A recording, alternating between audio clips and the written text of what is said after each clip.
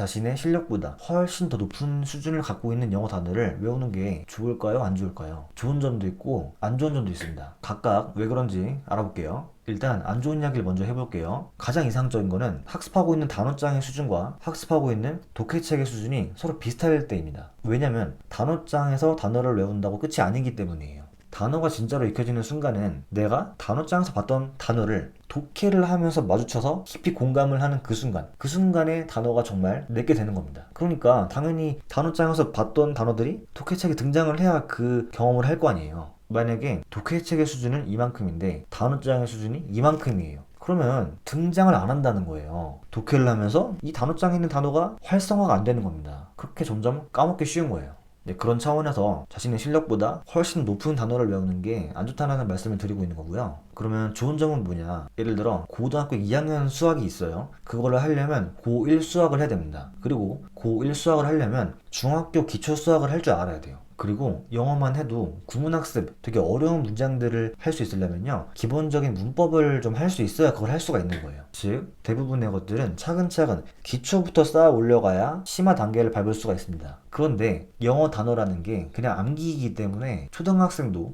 엄청 어려운 단어를 외울 수가 있는 거예요. 그러면 이 자체가 되게 축복 아닌가요? 초보자인데 얼마든지 고급자 단어를 외워도 괜찮다. 그럼 좋은 거잖아요.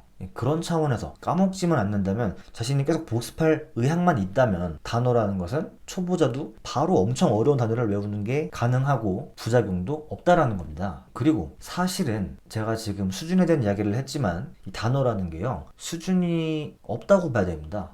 그러니까 무슨 말이냐면 이게 있긴 있죠. 근데 우리가 일반적으로 생각하는 수준이랑 다른 개념이에요. 그러니까 무슨 말이냐 다시 말씀드리면 뭐 예를 들면 abundant 풍부한 이 단어가 좀 어려운 편에 속하는 단어인데 초등학생도 외울 수 있습니다. 그러니까 왜냐면 풍부한이라는 개념이 초등학생이 충분히 이해할 수 있는 개념이잖아요. 저는 지금 무슨 말씀을 드리고 있는 거냐면 단어의 생김새 왠지 어려워 보이는데 이런 거 말고 그 뜻, 그 개념을 이해할 수만 있다면 그거는 자기가 감당할 수 있는 영어 단어인 거예요. 그러니까 우리가 지금까지 영어 단어의 수준에 대한 이야기를 했지만 사실은 따지고 보면 그 수준이라는 것도 진정으로 올바른 기준으로 선정된 수준이 아닐 수도 있다는 겁니다. 그러니까 편의상 나눠놓긴 하지만 그 개념을 알 수만 있다면 아무리 어려도 자기가 알고 있는 개념에 해당되는 단어는 외워도 되는 단어다. 이렇게 생각하는 게 맞아요. 정리 한번 해볼게요. 단어 학습은 단어장으로 끝나는 게 아니다. 독해를 하면서 마주치면서 진짜 내게 되는 거다. 그렇기 때문에 단어장에서 봤던 단어가 독해책에 많이 등장할수록 유리하다. 여담이지만 그런 측면에서 독해책 속에 나와 있는 단어를 외우는 게 진짜 좋습니다.